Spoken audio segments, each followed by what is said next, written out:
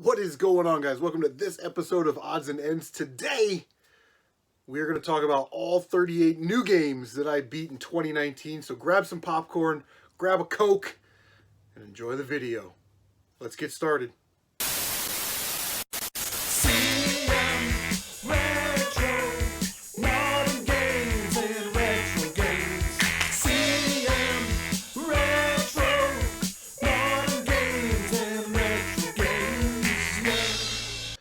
Okay, here we go.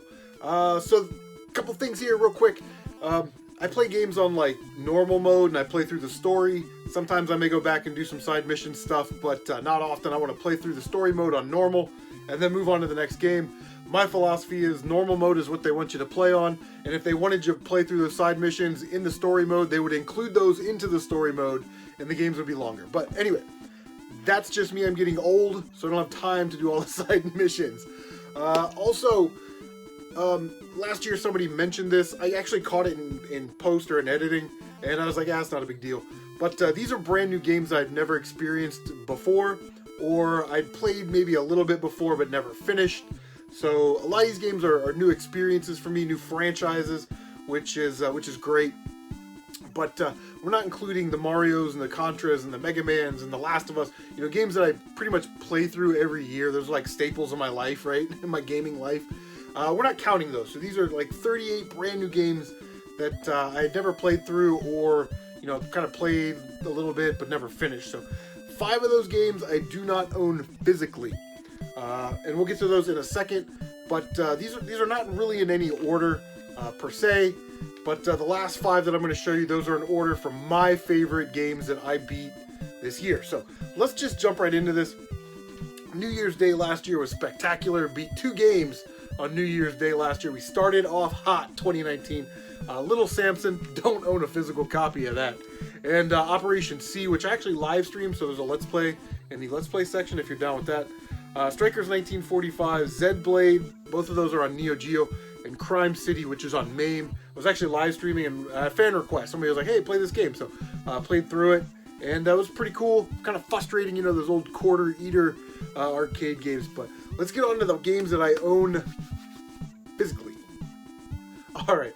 So you guys know I love my shooters, my shmups, as it were. And we're getting very spoiled this year on PlayStation 4. But I bought a copy of Raiden 5 for the director's cut. That's what it was. Limited edition director's cut. Comes with a soundtrack, I believe. Yeah, nice. So I bought that maybe the year before, maybe 2018. Finally sat down and played through it. Live streamed it. Great game if you get your hands on it and you like shooters. It's pretty cheap, like I said, 20 bucks. It does one thing that's very annoying though. There are parts of the level where in shooters, like, you have to use your peripheral vision a little bit. And there's parts of the levels where it's like mode 7 almost, where the ship shrinks down into the screen, like goes into the foreground or the background or something, and it shrinks. And then all of a sudden the ship comes back up and your ship is huge again, so it makes it a little bit harder to dodge bullets, but that's my only complaint on that game. First entry into the series, never beat a game from this series. Played Kirby's Adventure on the old Nintendo. Great game, I really enjoyed it. I don't know how many Kirby games I have in my gaming career. I liked it, I didn't love it. It was sort of a fun kind of throwback, platformer to the old NES days. And people that love Kirby, they love Kirby, and that's cool too. This game was awesome. Never played a Telltale game. So we've got the Walking Dead collection, which has season 1, 2, 3, 400 Days, and the Michonne miniseries. So we played through all 5 of those. I thought it was really cool, but for me, not a lot of replayability. I'm not going to go back just to change a decision to see what everybody else did. I just don't care that much. But I like the visual style, and the story was really, really great. So if you've never played a Telltale game before, this collection's like 20, 25 bucks at GameStop. Definitely pick it up because it's a good time. And each season is broken up into episodes, and each episode's like 2 hours long, and there's like 5 episodes, so each season's about 10 hours, so pretty short. I was hoping to find this game on PlayStation 4. I did not, but I wasn't going to wait any longer to play Deadpool on the PS3. I wanted it on PS4 because it's a little bit easier to live stream. But that's another game I've been sort of chomping at the bit to play. And yeah, it was awesome.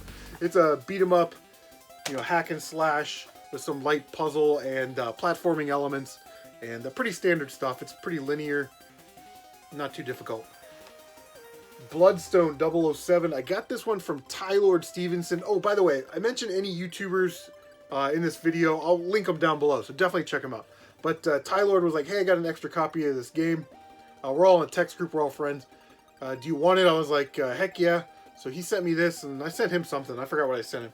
I gotta be honest, the game looks great, sounds great, plays great, but when I was playing it, I got the feeling that it was more of an Uncharted type clone than it was a James Bond game. And it did the one thing that's so annoying in video games. It left it almost at a cliffhanger. Like, the bad guy kind of gets away, you know what I mean? But the gadgets, the Bond gadgets in here, I didn't really find very exciting. But I think that is an Achilles heel of the modern Bond. That's why I like the older Bond a little bit better, But still a fun game. Just go into it expecting more of an Uncharted, Tomb Raider cover-based shooting type experience. So, another game I wanted to play for a while. First in the franchise I beat, Bushido Blade. Interesting fighting game.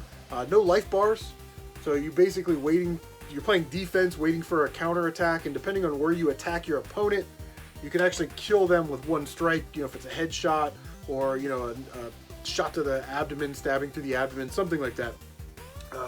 Very cool. I've heard the second game is actually better. Each character seems to have two endings, and like if you don't do something right, I don't even know what it is. I don't know if it's time or, how you kill people. I don't know. But you get a better ending, and I sort of found that a little bit frustrating. But an interesting game nonetheless to sit down and play. It's actually be really cool to play with somebody, because two guys would be there like with their swords, like playing defense, like trying to fake each other out, waiting for somebody to strike so they could counter and get a kill. But like I said, it's interesting.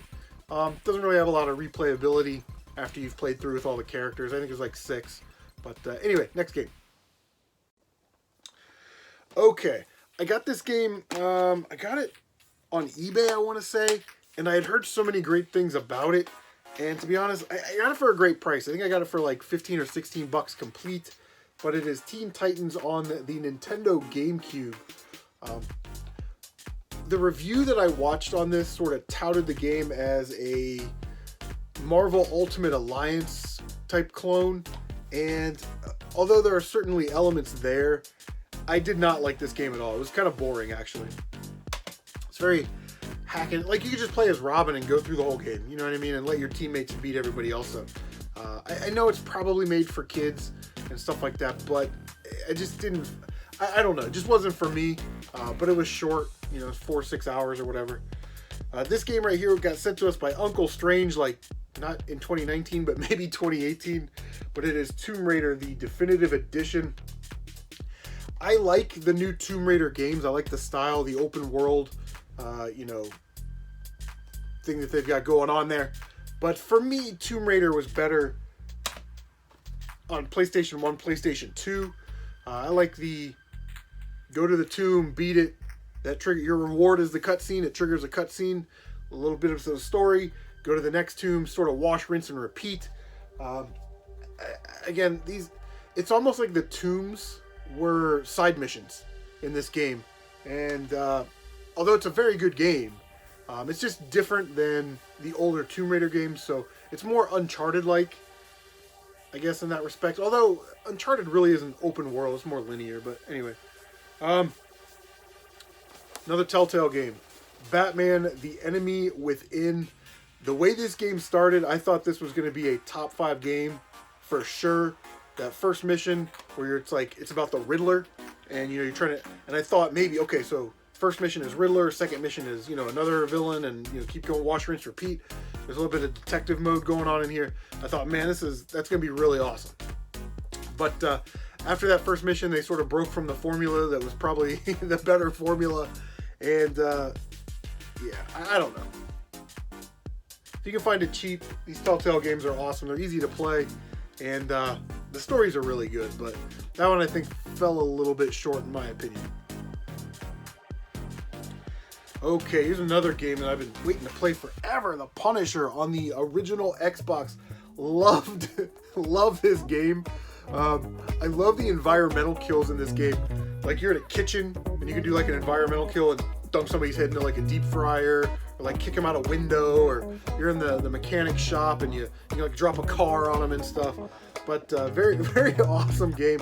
If you can get a hold of this, I think it was on the PS2 as well, so if that's your console of choice. But very awesome. I like the upgrade system. It was awesome. The different weapons, like everything that you could do in this game was pretty impressive. Then I saw Captain Algebra play this game. I got like to the end. I tuned in, it was the end of the live stream. It is Yoshi's Story on the N64. And I just, like I said, I caught the end of his live stream. And he said, okay, well, we're done with that. We're going to close down the stream. And I said, and he's like, we're talking. He's like, yeah, it was a short game. And I was like, what? So I popped this in because a lot of these N64 games, in my opinion, you know, like these huge 3D worlds, they sort of overdo it a little bit, you know, like Banjo-Kazooie, which is a great game, but I think it's a bit much. I'm like, wait, this is a short game? So I popped it in. It was like 6 levels, and that was it. Like each level is a page in the book, and once you get like the 30 or 40 fruit that you're supposed to collect, the level's over, turn the page. I'd have been pissed back in the day if I paid like $60 for this game, got home and beat it within an hour and a half. I would have been upset, but yeah, I don't know. The newer Yoshi games are much better. Alright. Lego Star Wars. Love Lego games, love Star Wars. They're sort of easy to pick up and play, easy to play through them. There's a bunch of different side missions and characters to unlock, which is really cool, and you can use those characters to reach higher places or get into little tunnels, you know, get all the collectibles. But like I said, we played through it on story mode. It was a fun game. It was a fun break from all the other games that I were playing, these bigger open world type games, and it was just sort of fun. So love that game. I recommend that game if you're looking for something to play with the kids, or like I said, you need a break from all these huge like 40-hour games. All right, so this game, let's see who played this game. Megadan played it, TBelly played it, Captain Algebra played it. Who else? There's a bunch of people that played this game this year. It was the game. It was the game of the year on YouTube for our little gaming community. At least the circles that I run into. It is Super C. Loved this game.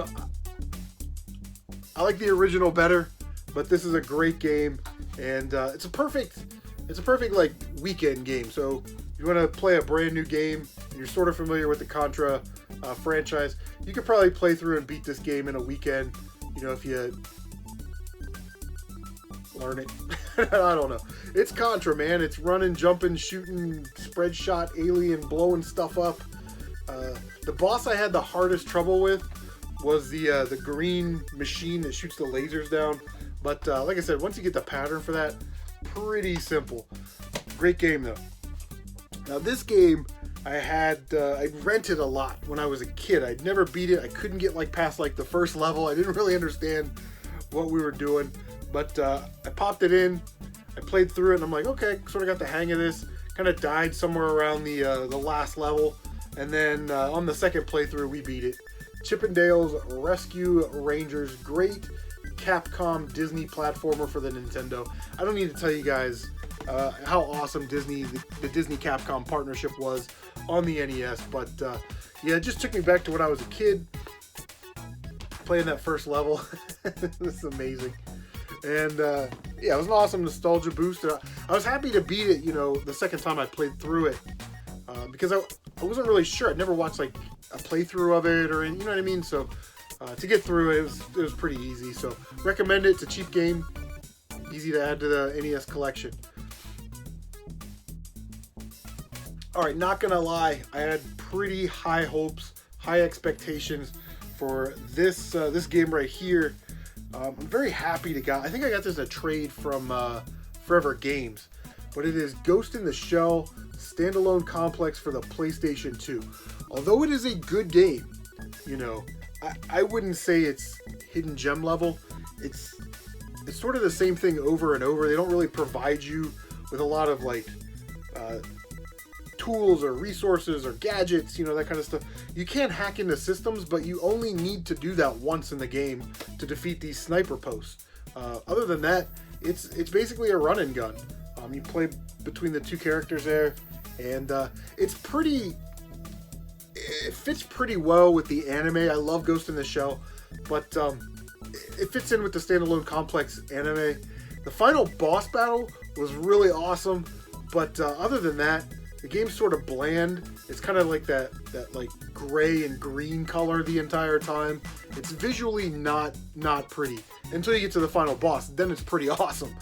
But pick this game up off of a Facebook group. I paid up for it.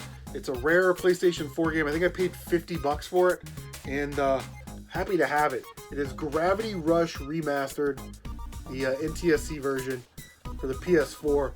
Really awesome game. I love the game mechanics where you can kind of control gravity, and you can like jump off of bridges and fall, and then turn gravity around and walk on the bottom of the bridge and collect gems and stuff like that. Very, very cool. It kind of reminded me a little bit of like Kingdom Hearts, the way the bad guys sort of just kind of appear, you know, like that, you know what I mean? And the way they're kind of like, they're all black with like little pink dots on them that you try and hit. But very cool, light RPG elements, I would say, on that one. So if you're not an RPG fan, but you want to try something new, definitely try Gravity Rush Remastered. Very, very cool. Alright, so this game I actually ordered. It was like in a bundle for $100 off a lady in Pennsylvania. She shipped them, and I was like, man, I really want to play that game. So I opened it up. It was sealed. I opened it up and played it. It is Uncharted: The Lost Legacy. Now, I really enjoy the Uncharted series. I've played, 1, 2, 3, and 4. I haven't played the one on the PlayStation Vita because I don't own a Vita. But this was sort of the last console version that I needed to play. And although it lives up to the Uncharted standards, the Uncharted brand, it just didn't catch me like Uncharted 1, 2, and 3 did. And it was actually kind of short, and you're kind of in the same area the whole time,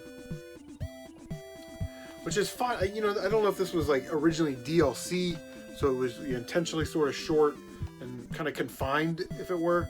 But yeah, I mean, it's worthy of the Uncharted brand. But if you can get it cheap, pick it up. If not, try and download it. I'm sure it's like $5 or something. This was sent to me by the great one, Tony Morales, the video game collector, and I definitely appreciate it. I had never beaten a PlayStation 1 Crash Bandicoot game until Tony sent me the Insane Trilogy collection on the PlayStation 4. And yeah, it's Crash Bandicoot. You run, you jump, you get the Wampa fruit, and you destroy boxes. But it was really cool to kind of go back and play Crash Bandicoot in a remastered format. It looks better, sounds better, plays a little bit better, and yeah, it was awesome. Can't wait. We're gonna probably live stream, I don't know, 2 or 3. You guys, whichever one's better. I don't really know that much about the original Crash series, so if 2's better than 3 or 3's better than 2, let me know down in the comments section, and we'll try and live stream that somewhere down the road in the future. All right, half price books. It was half price day. Picked up, it was like $20, $25 or whatever it was, so it ended up being like $12. But South Park Fractured Butthole, this is a Steelbook edition, and again, never played a South Park game. I am not turn-based RPG guy, but I do love South Park a lot. I remember when I was in high school, the videotape went around with the Santa versus Jesus on it, and we were all dying when we watched that. So we were sort of hooked on South Park from the beginning. Great game. This is one of those games where, I gotta put the other stack down. This is one of those games where I would sit down and play it, and I'd be like, I'll put like 2 or 3 hours into it. And then 10 hours later, I'm still playing it. Absolutely loved it. I recommend it. If you are not a turn-based RPG person, like I am not a turn-based RPG person, and you kind of like South Park, try this game. It's cheap right now, just the standard edition. It's probably like 10 or 12 bucks. And it was sort of easy to learn.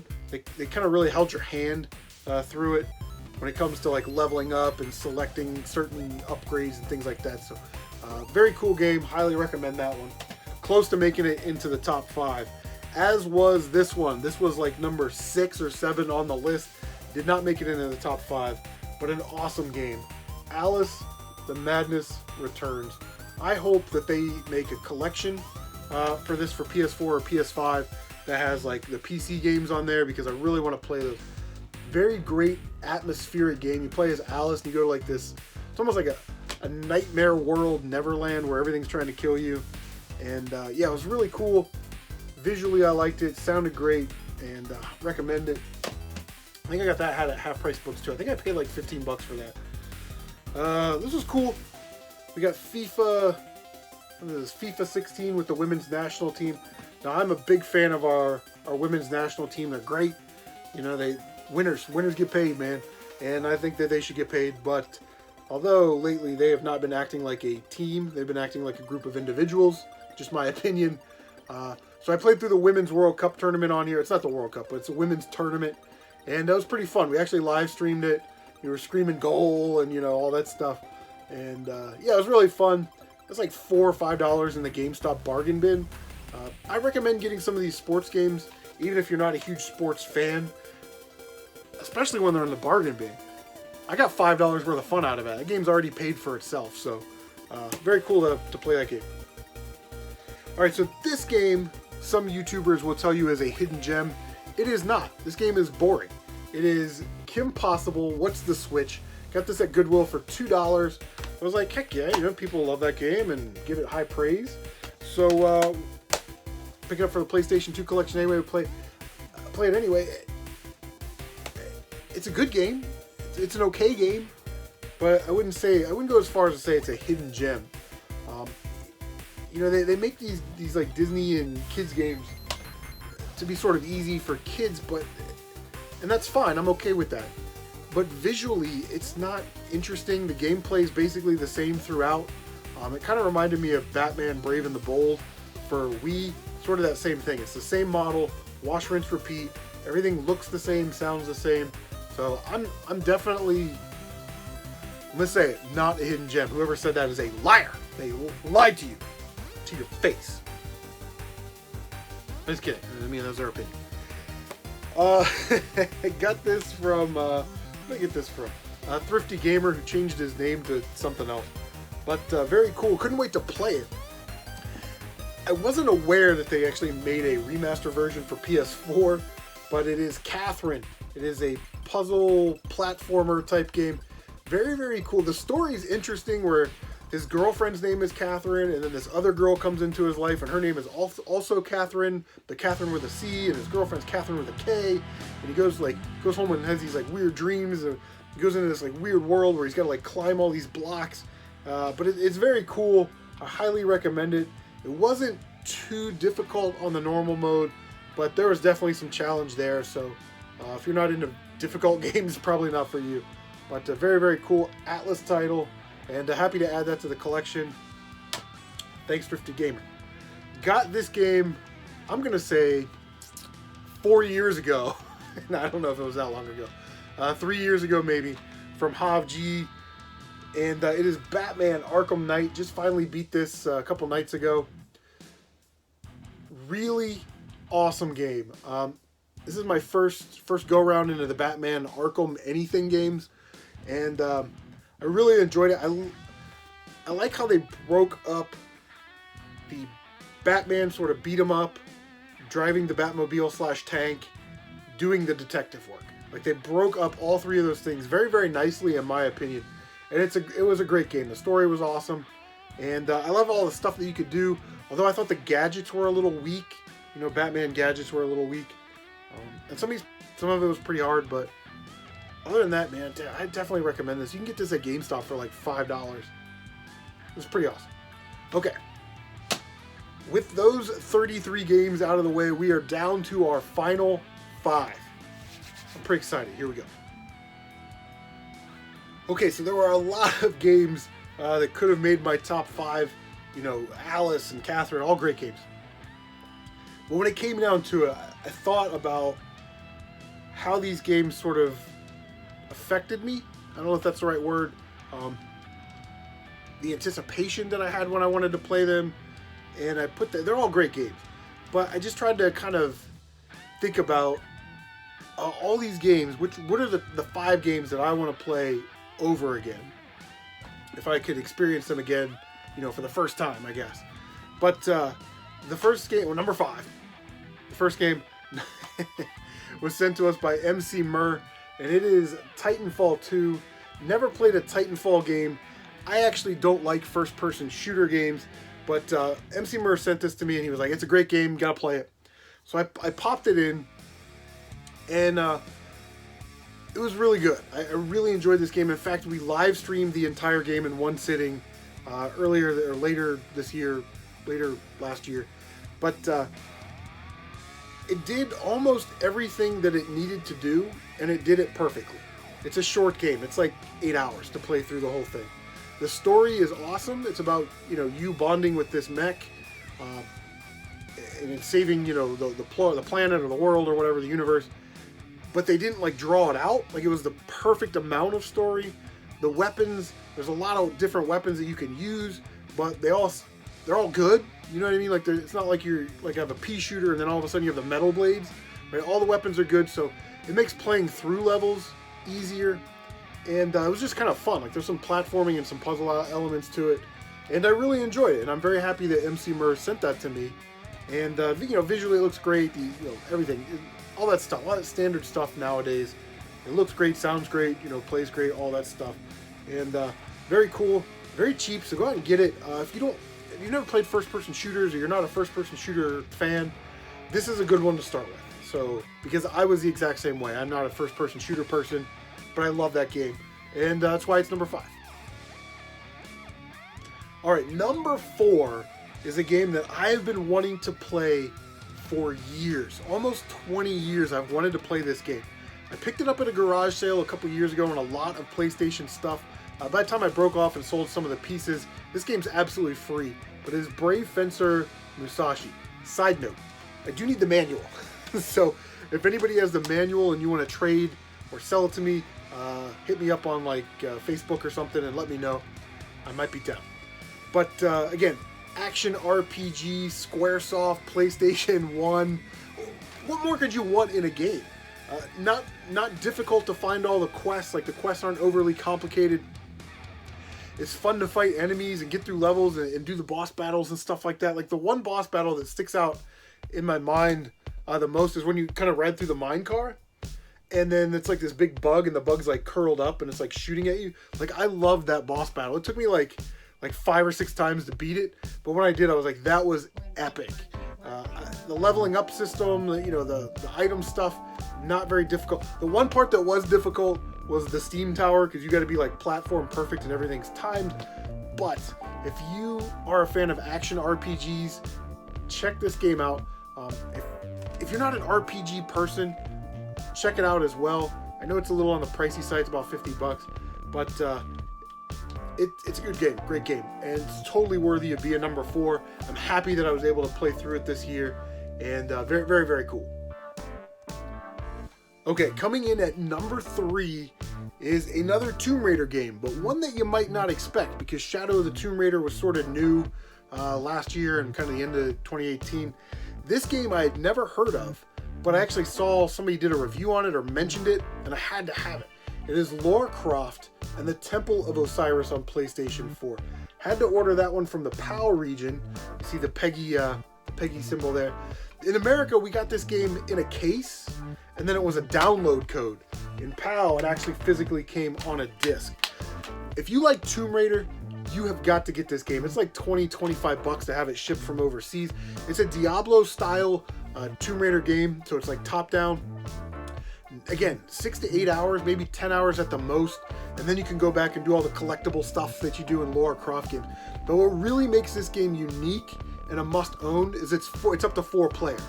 And depending on how many players you have, all the puzzles and platforming, they adjust. So if you have 1 player, you can complete all the puzzles with 1 player.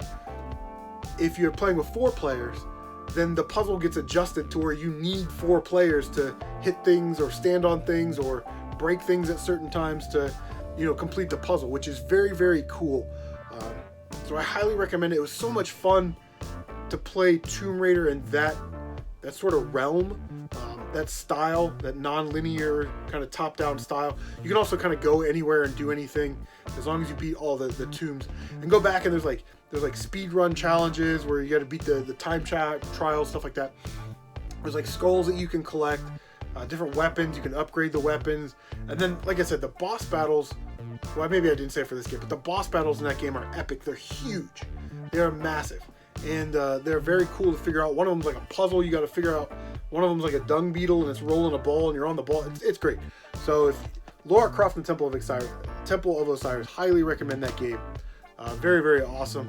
And now I'm looking at it, I kind of want to live stream it again, which we live streamed it earlier this year.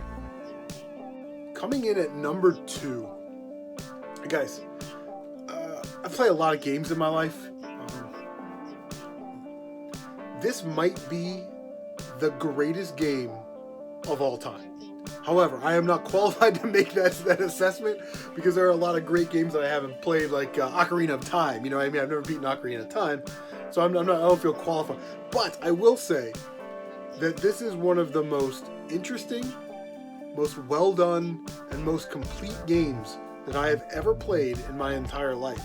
And it is Grand Theft Auto 5 on the PlayStation 4. Again, I had never played a Grand Theft Auto game completely through. I played Vice City for a couple hours. That was about it. So, new franchise for me. I can't wait for Grand Theft Auto 6. I'm kind of excited. Like, this year I actually want to go back and play Vice City. I'm into the franchise because of this game. Franklin, Trevor, and Michael, they all have their story arcs, and they connect with one another. They overlap and all that stuff. And then at the end, you play as Franklin, and you have to make a decision. And that decision that you make gives you one of 3 endings. So there's a little replayability value there. After you beat the game, they give you like $1 million bajillion, and you go buy golf courses, and you can continue it after you play it. But this is another one of those games where I found myself, I'll sit down at 6 o'clock, 7 o'clock at night on a Sunday, and I'll start playing. And then all of a sudden it's 5 o'clock in the morning on Monday, and I'm like, well, I'll just beat this next mission and I'll go to bed. It really sucks you into the world. It's so expansive, so big. There's so much to do and see. Just an amazing game. If you never played a Grand Theft Auto game, definitely check that one out. Okay, here we go. Number 1. Okay, so coming in that number 1 spot is a PlayStation 1 game that I have been waiting a very long time to play. Picked it up at Video Games Express in Grove City, Ohio, 4 years ago for like $7. And I've just been waiting to play. It's been on the backlog. It's Parasite Eve, man. This game is awesome. Like I said, I've been waiting to play this game for so long, and to finally be able to sit down and play through it. It was just a great experience. It took me back to when I was, I was in the military and I was stationed overseas, and just go into your barracks room, turn the lights off, pop on the PlayStation 1, and play like Metal Gear, Siphon Filter, something like that. An MLB game or an NFL game day. It really kind of took me back to that time. Beautiful game, beautifully done. Visually, it's great. The cinematics are a little dated, but they still work, which is remarkable for a 20-something-year-old PlayStation 1 game, built on polygons. The music is very atmospheric and fits very well with, the area that you're in the game. I love the environments. Aya Bray is an awesome character, and I hope that they kind of do more with her in the future. When they say, you see these videos on YouTube all the time about, you should reboot or remake or make another one of these games. Parasite Eve doesn't really get talked about in that realm, and I think it should. Because, like I said, it's a great series, an action RPG type game. I am not RPG guy. I've said that like 30 times in this video. But this style of RPG, this action RPG style, I'm kind of getting into, and I really like it. As long as it's not too complicated. The most complicated part in this game is when you have like the tool device, and you're trying to combine 2 guns, and you're trying to figure out what abilities it's going to give you, but it doesn't really explain it in the manual. But I've been watching RPG Tour Guide, link below. He's doing like a mini playthrough of this where he's doing like 10 or 15 minute chunks, so it doesn't bore you to death, but it kind of keeps you interested and makes you want to come back for more. So definitely check that out. And he kind of explained how to properly craft those weapons in his video, but I can't say enough about this game. It's beautifully done. It's one of those iconic PlayStation Squaresoft games. and I'm very happy to have had the opportunity to not only play through it, but to beat it this year. And it's very worthy of the #1 pick for sure, I think. All right, guys, that is gonna do it. Long video. Those are the 38 games that I completed. 38 new games that I completed in 2019. Let me know what games you beat. Leave a comment down below. And if you have comments or questions or concerns on any of the games that I showed or talked about today, leave a comment down below, man. We'll talk about it. If you have any game recommendations for 2020, let me know. Leave a comment down in the description. Also, like I said, I'll leave some links to some YouTubers. Please try and check those out. If you know some of them, that's great. If you don't know any of them, then I challenge you to check out at least 1 or 2 of them, and maybe find a new YouTuber that you like. So, guys, thank you so much for watching. We'll see you on the next one. Take care of yourselves.